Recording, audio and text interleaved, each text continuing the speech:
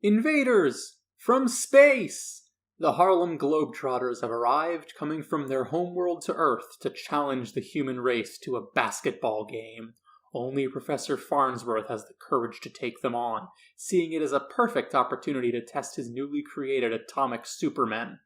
Unfortunately, his creations are still young and not fit yet to play, so he sends the Planet Express crew to the Tempest Nebula to gather time particles called chronotons. The chronotons work perfectly, artificially aging the atomic supermen into adults in a matter of seconds, and soon the game proceeds. The atomic supermen fare well against the Globetrotters' fiendish comedy antics, but things start to become strange by halftime, when time itself begins to leap forward unpredictably. The professor quickly deduces that removing chronotons from the nebula has destabilized the time stream, and if the jumps continue to accelerate, it will soon mean the premature end of the universe. The Globetrotters' leader, Bubblegum Tate, steps forward, revealing that he too is a physics professor of some renown. He and the professor get to work trying to solve this time problem, and theorize that a powerful gravity pump will allow them to reposition the surrounding stars around the nebula in order to deflect the escaping chronotons and end the time skips. Fortuitously, the time jumps begin to work in their favor, allowing the design, funding, and construction of the gravity pump to all take place within a single afternoon rather than months, and soon the Planet Express crew is off to save the day. After the plan appears to succeed, Fry starts flirting with Leela, trying yet again to woo the woman he loves. But Leela still only sees him as a friend, and tells him in no uncertain terms that they will never be together. At that very moment, time leaps forward once more to the day of Fry and Leela's wedding. No one is more shocked than the two of them, and in the absence of the skipped intervening events, divorce soon follows. Fry is devastated. At some point he came up with a perfect, beautiful romantic gesture that won Leela's heart, and he'll never know what it was. But there are bigger problems to worry about now. The gravity pump failed and the time skips continue to accelerate, with some people's entire lives passing in the space of mere minutes. Bubblegum and the professor return to the drawing board and are horrified to discover their oversight that led to the plan's failure. The professor suggests just blowing up the entire nebula to wash their hands of it, but one of Bubblegum's associates points out that such an explosion would be devastating to the surrounding area. An implosion, however, just might work. The professor's eyes light up with glee as he unveils one of his many doomsday devices, which he'd been saving for a rainy day. Such a rainy day has now arrived, and the Planet Express crew take the machine back out to the nebula. As Leela and the others prepare it for detonation, Fry pulls the ship away to get them some distance from the point of impact. And that's when he sees it, his grand romantic gesture. He used the gravity pump to move the stars themselves and write Leela a love letter in the sky. But before his lady love can notice it, the doomsday device implodes, sucking the entire nebula into a brand new black hole, and Fry's love note with it. The universe is safe once again, and while Fry is distraught at what became of his latest act of love, he remains hopeful that someday his feelings will reach Leela once more. Welcome to Space Podcast 3000, where the future is in the past.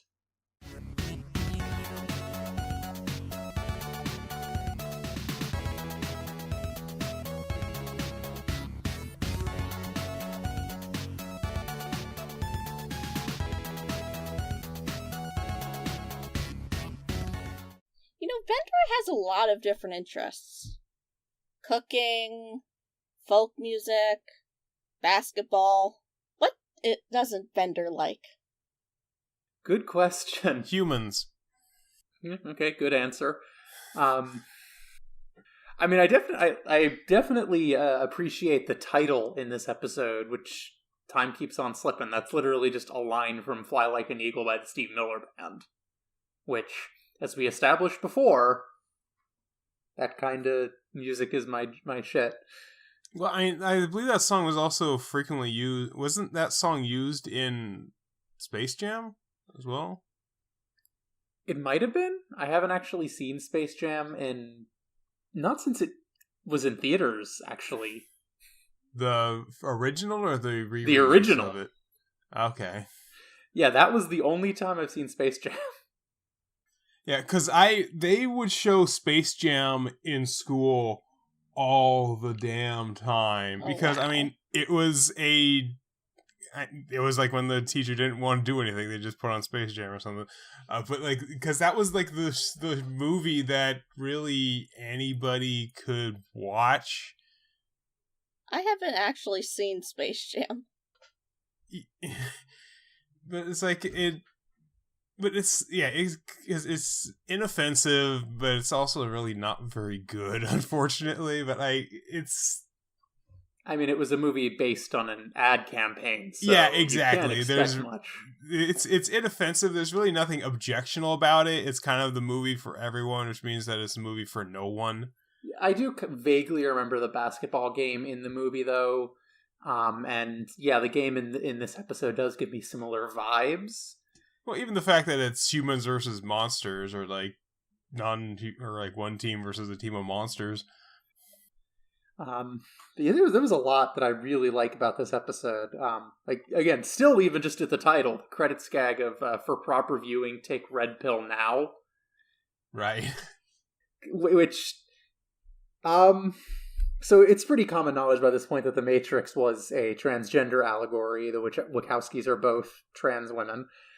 And I'm not sure how many people are aware of this part, but that when that movie first released, estradiol, common, trans feminine hormone, came in a red pill.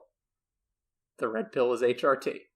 Yes. Well, yes, obvious. I'm aware of that. I understand the allegory there, but well, of course, nowadays red pill has been kind of co-opted by the Reddit set to indicate people that understand that things, I don't know, they claim to be woke, but they're absolutely not. Yeah, they're kind of on the other end of the spectrum there.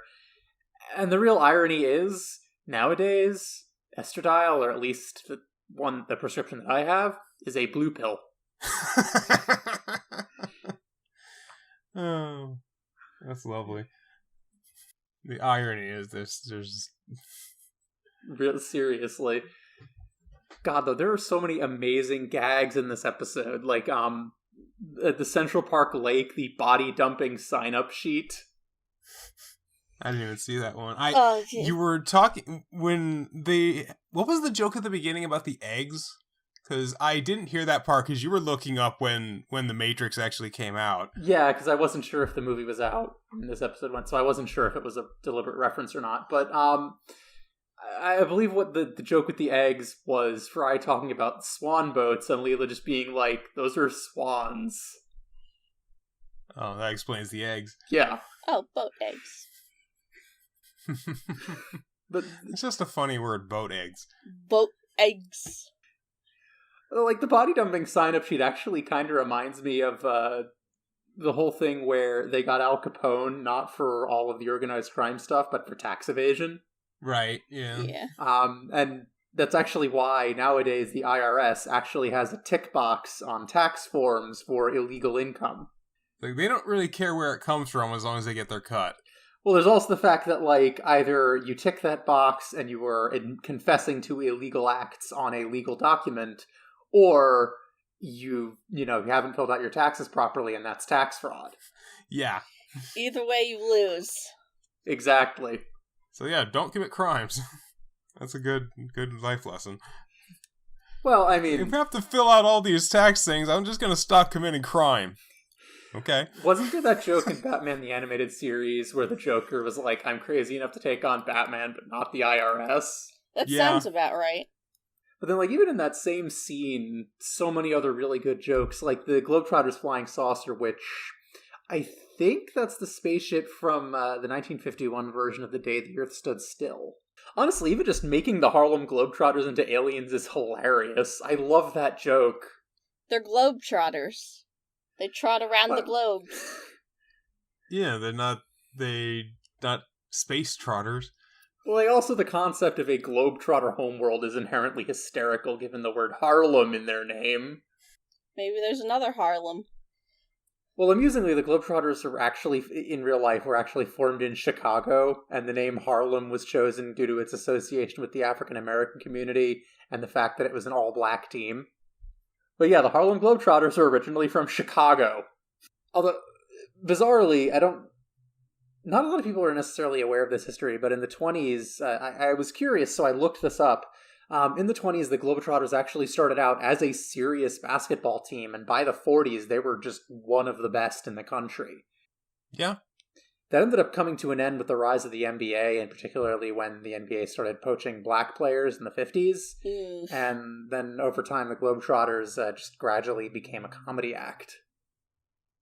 Well, comedy act in the sense of like they're a performing troupe. They're not like a comedy act. As I look at these, like if I knew more about sports, I'm sure I could make a more relevant joke of like name some shitty real team. It's like they're a real comedy act, but no.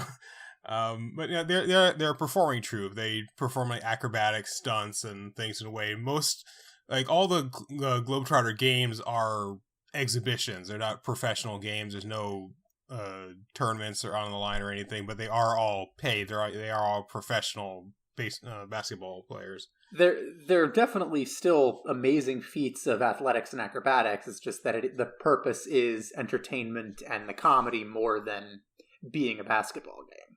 Right. But they're still amazingly talented. Oh yeah, I saw a Globetrotter game years ago when I was a kid, but I barely remember it, honestly, because I was so young. The only part that I remember, which still lives rent-free in my head, is one of them distracting an opponent who is trying to do free throws by just saying silly, affectionate lines into his ear, like calling him my fuzzy poo-poo. And even all these years later, my fuzzy poo-poo lives in my brain rent-free. So they were mic'd? They were mic'd. Of course they were mic'd. Of course, yeah. But the Globetrotters in this episode are hysterical. I love them. Yeah. They're fun. And very intelligent, as evidenced by them being physicists. Oh yeah, I love how when the professor learns that Bubblegum's a physics professor, he's just like, "You're that Bubblegum Tate? How many Bubblegum Tates could there possibly be?" In the world of physics, yeah. I mean, when we're dealing with the universe scale series, there could be quite a few. Bubblegum Tate might be a very literal common bubblegum Neptunian name. Well, it's also a pretty common joke about how you have the sort of meat-headed jock, but is actually has like a doctorate in astrophysics, and they come in because you see that in a lot of media. Is like, what if you just do, and they break out this techno babble that you never expected out of them, but you realize you don't really know that character too well. So yeah, maybe that is true to their character. And that even happened in the recent Bill and Ted movie. They had Kid Cudi as just a random character, but he ends up being like their correspondent in terms of multiverse theory. I have not actually seen the new Bill and Ted. I've actually only ever seen the first one. They're fine enough movies. The third one really needed another couple of weeks in the oven. Another some rewrites or a few more work on the effects, because it really does kind of end out of nowhere, but that's not what we're really talking about here. Yeah, no, that's a completely different topic. Actually, I just realized one of the Professor's atomic supermen has a cannon in his chest, right? Yeah, he does. And that might be a reference to that time in a previous episode where the Professor suggested grafting a cannon onto Fry's chest to crush his enemies. That could be possible. I wonder if that's an intentional callback. It's weird how they look like semi-normal babies, but then they grow up to be the mutants. Atomic mutant puberty, I guess. Apparently. Well, that's how it works in the X-Men. Fair enough. They don't tend to develop their powers until puberty, which, sure, okay. I think they did that just because they don't want to explain that, Cyclops burned his way out of his mother's uterus when he was a baby or something. Yeah, avoid some implications there. Actually, God, that makes me think. Did you ever hear of a show called Haven? Heard of it. I've seen a couple of episodes. Yeah, so it was a thing on the Sci-Fi Channel, and This town of people who had these uncontrollable powers that usually caused problems. And these were things that ran in families. And this one family had a power, well, theirs was that they were all very emotionally repressed because when they cry, a random person in the vicinity just drops dead. Huh. Oh, wow, that is worse than an Encanto. Yeah, and then halfway through the episode, it triggers in a baby. Oh, jeez. Yeah, and just the idea of, X-Men with powers in the womb, I just think of that and how horrifying that kind of thing would be. Honestly, there are movies about that. Like, there was a movie where basically a baby has all these powers, like all these horrible telekinetic powers, but has no control over them because it's a baby and it's emotional and it loses control.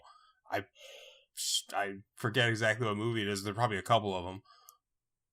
Kind of like Pichu can't control its electricity, so it shocks itself. Yeah, exactly. Or, not quite the same thing, but like that kid from that one episode of The Twilight Zone. Twilight Zone? Yeah, I was just about to say. Yeah, It's a Good Life. God, that episode was terrifying. There was one really minor joke in this that I loved when they, Fry's trying to figure out what he did to get Leela to marry him, and someone says, maybe you're just a fantastic lover, and you just see Amy go, no. Yeah, poor Fry. I really like that because, the writers have not forgotten that they dated. So, let's talk about the, I guess the main plot of the episode with the time skips. Which I feel like is the much stronger a much stronger side plot than the Bender trying to join the Harlem Globetrotters concept, which is really just kind of okay. That's more of a joke than a side plot. Yeah, honestly. But I mean, it does take up a good amount of the episode. Not really. It only really comes up 3 times, very briefly. But yeah, the time skips are very. I honestly think it's such a clever narrative device. It creates this in-universe reason for the standard conceit in fiction of skipping around and only showing important scenes. Because, in any work of fiction, they don't show you every single second. There are always gaps. And now here, these gaps also exist in-universe. I just think that's really cool, and that's a fun way to play with the fourth wall. And they explain it in a pretty decent way. Like they say, it seems we all act normally during the time skips, but none of us have a memory of it, which is... that's basically the plot of Click, if you think about it. I haven't thought about that movie since I saw it in the theater when it was new. Yeah, but that's probably a good good way of thinking about it, is to not think about it, because Click is not a particularly... it has tonal issues, is what I'll say. But I remember when it came out, people were just saying, this is just a ripoff of that Adventures in the Book of Virtue episode. I don't even know what Adventures in the Book of Virtue is. Adventures of the Book of Virtues was a PBS show about these kids learning various moral stories from all these different fables, like Aesop and all those other writers. And one of the stories that they told was the golden thread, where this kid is given a golden thread that whenever he feels his life is getting boring, he can pull the thread and his life will skip forward into it's more interesting. It'll skip forward a bit, and then he ends up basically using this thread until he suddenly is an old man and he can't rewind it. Ha.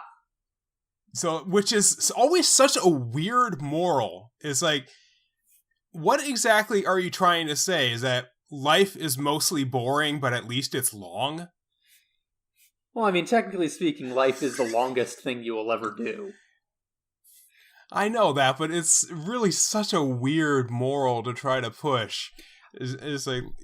I guess maybe it's trying to say, appreciate the time you have, even the quiet moments? Yeah, I get it, but it's I always had this weird take on it. It's like, if you cut out the boring parts of life, it's not very exciting. It's like, life is mostly boring, but at least it's long.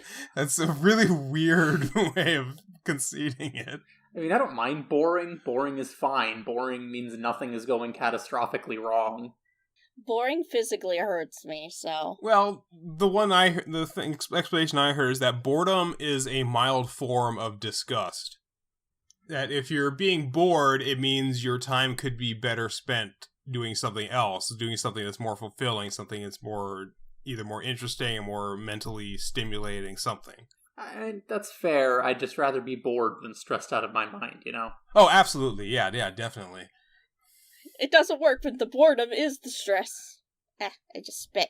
Although, actually, with you explaining, like, the time skips and how, they just act normally during the skips and just don't remember them, that raises a question because one of the first skips we see doesn't really follow those rules. Yeah, I know them. Are you talking about where they are setting up for the circus? Yeah, where the circus gag it's great. It's very funny, but yeah, the gang almost gets run over by an elephant when time skips to the circus the following day, but like, if they act normally during the skips, then that means that either they just stood there for a full day, not moving, or they left and then came back for some reason. My favorite joke about the time skips was teen star Wendy. Oh god, that poor woman. Just getting to see her rise to fame and then tragic early death in like 30 seconds. It's so sad. If you look at the date, she was 18. That's terrible. Oh no. Honestly, this whole episode was hysterical, but there was one gag, I guess, that irked me, where Fry is flirting with Leela with his quote-unquote time-proof chamber, and he's just like, when we're in here, baby, time will stand still. Maybe it's just because I'm used to awkward lesbian flirting, but straight dudes flirting like this makes me super uncomfortable even just watching it. Like, it's supposed to be uncomfortable, which is why Leela punches him. Yeah, just like, as she should. Like, what girl would actually like a line like that, especially in this kind of a context? It's not charming, it's sleazy. It's also a bit tone deaf because of the fact that they are all really worried about these time skips. Yeah. And like, on that same note, Bubblegum's advice to Fry is really sweet, but honestly kind of bad. Because he's like telling him to do a big romantic gesture, and like, yeah, big romantic gestures are beautiful. They're a wonderful thing to be able to do, but they don't make a good base for a healthy long-term relationship. Yeah. Like, it's far more important that you love each other just as much during the quiet moments, since the quiet moments will make up the majority of your time together. If all you have is the big romantic gestures, then obviously the relationship isn't going to last. It is good to be able to love each other quietly. Just be able to spend time with someone and enjoy it, even if you're not necessarily interacting. Exactly. That's the key to, you want someone to be a comforting presence. Because if you're all at full speed all the time, I mean, you're gonna wear yourself out. You're gonna wear each other out even faster. But like let's move to some of the more amusing stuff from this episode. Like, I love the background gag of Bubblegum setting a spinning, doing the spinning a basketball in his finger thing, and then he sets it down on top of the professor's head, and it just stays there for the rest of the scene. Spinning. Yeah, that was great. That is... Just keeps spinning. It keeps... I mean, to be fair, the professor's head is kind of pointy. I've always wanted to be able to spin a basketball on my finger. It's just a matter of practice. You just gotta... It's kind of hard when you have long fingernails, though. I don't think I could do that with that. I mean, you could always do the lesbian thing and just trim a couple fingernails. I was like, what is that for? No, I spin basketballs, I swear. Oh, is that what they're calling it these days? No, I mean literally. Let's not get this too not safe for work. Did you notice that the big check that Nixon gives them literally reads all of Earth's money and 0 out of 100? Yeah. And then a numerical box, it just says all. All. Brown bear, what do you see? All. Oh my god. That was one of the greatest Tumblr posts I had ever seen back when I was on the site. I should probably send some memes sometime. Although I do have to point this out with the check. So money only really has functional value because it's exchanged and moved around. So if all of the money on the planet is in one place, it kind of becomes worthless. Well, the fact that they are able to spend it and redistribute it to build this thing is, that's one of the narrative things that they quite literally skip over. Yeah, to be fair, it is a very funny gag. It's just one of those things that raises so many questions. Which is also part of the joke. It raises the questions of how did they manage to do this.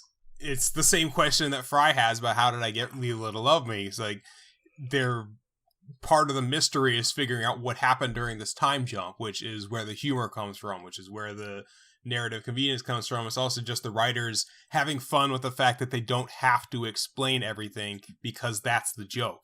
Right. I want to know how they got to that naked conga. Good question. And why did Hermes think that would work?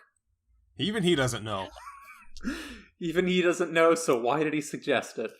Although, actually, in the subject of weird money things, that Social Security gag with the kids who turn into old men, where it's like, why should we have to pay for their Social Security benefits? Then snap, Yeah, I deserve like Social free Security money. is going to exist in the year 3000. Now, so here's the thing. It was actually self-sustaining more or less until Reagan and his buddies started dipping into it as like their own personal slush fund.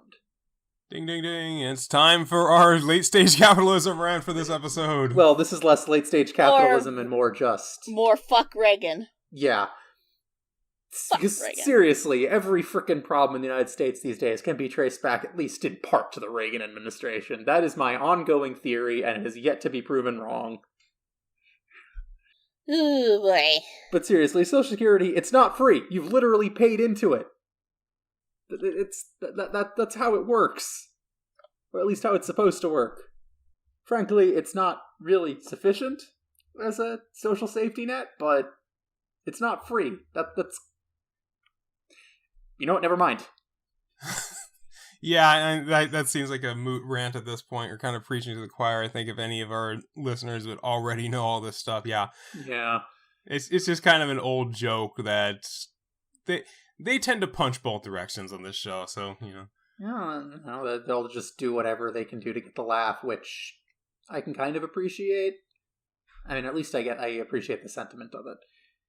Although, one thing that really annoys me in this, it makes me really not like Bubblegum that much as a character, is where he's like a Globetrotter always saves the good algebra for the final minutes. So he knew that the gravity pump and moving the stars would fail.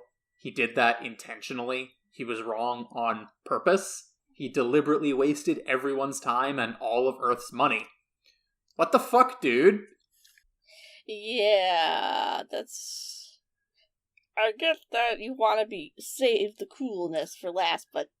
You want to be cinematic about these things, but... Yeah, like... He could also be lying. He could have just made a mistake. I don't know, but like, this line just throws so much up in the air and really makes me not like the character as much. Just because, like, if it was could also be subconscious. It could be the fact that he's used to being such a showman that just naturally, out of force of habit, he doesn't do the best algebra at the beginning. Well, it's the way he says it that just makes it feel intentional, where the professor is like, I shouldn't have trusted, and he's like, I thought you knew that was all razzmatazz. Like, he assumed that the professor was with him in being intentionally wrong.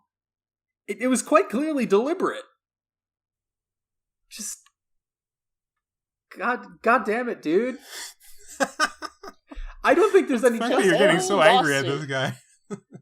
Because it deserves anger. He caused all of these problems. He wasted everyone's time, wasted all of Earth's money, let the time skips continue to worsen, all just to make a better show. Are you kidding me, dude?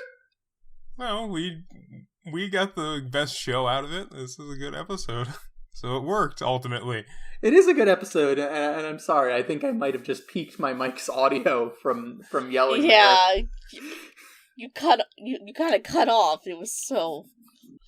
Ugh. Yeah, let's move on. What do you think of Fry's big gesture? Yeah, it really is a big gesture, but I can't help but wonder, like, how would moving all of those stars affect other stuff? Because there was probably stuff orbiting a few of those stars, you know? Well, that's the thing. That's what I always assumed, that there was sort of a untold narrative that it was because he moved these stars here, or because they didn't follow the plan as described, where they make the circle, just to make the circle to redirect the chronotons. That's why the time skips kept happening. But again, I'm not sure I believe that, given that line from Bubblegum about that show that implies he was intentionally wrong. If not for that line, I might buy that interpretation, but with that there, But, and of course, even beyond that, would Leela actually respond to something like that? Because, yeah, it's a big gesture, but what exactly does this accomplish? He used a infinite dollar mechanism, this infinite dollar device, to redirect the stars to show that how much he thinks about her, but I don't know how well she would have responded to that sort of thing anyway. I think it's just the sentiment of it, that he put in that much work and that much effort just for something that ended up being, that would be pointless aside from just to show his affection for her. Like, that's the point of a big romantic gesture, Yeah, I guess there is sentiment behind it, but it doesn't feel... It feels kind of empty. Just because... Honestly, it doesn't seem that much bigger than other things he's done for her. Yeah. That's the thing. In terms of scale, yeah, it's massive, but in terms of action or thought that went into it, it doesn't seem that much more than other things that he's done. The only time that she really seemed to be impressed by him was when he explained that he'd been learning to fly the ship. I mean, to be fair, that's a very complex piece of machinery and must have taken a lot of time and effort. And he's just showing off with... Or he's showing ambition. He's showing ambition that he wants to be more than just a delivery boy. He could eventually learn to be a pilot. Yeah, well, which actually that might be what got through to her. Just the fact that he is putting in so much work and showed this. Maybe, I don't know. We don't see what happened in between, so it's kind of left to the imagination how things evolved from there.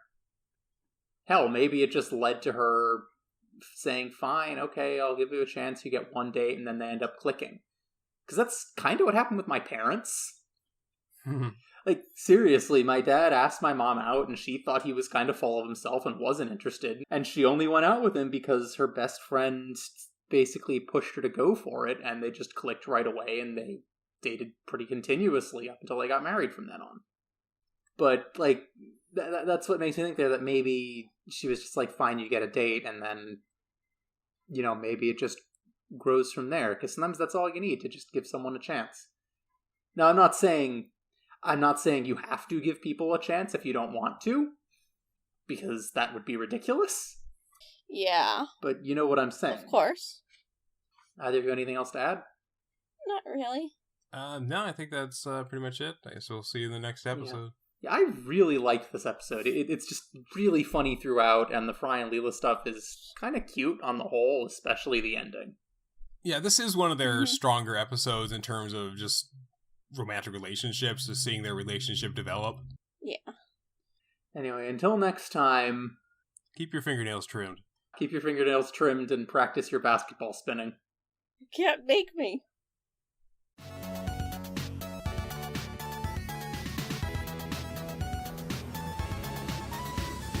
Thank you for listening to Space Podcast 3000. Your three voices of the future are Nova Altman, Doug Hancox, and Eden Valerie. The theme music is Voxel Revolution by Kevin MacLeod. You can support the show and listen to new episodes a full week early at patreon.com/spacepod3k. Follow us on Twitter at SpacePod3K. Be sure to join us next time as a Planet Express crew learn about the evils of piracy in I Dated a Robot.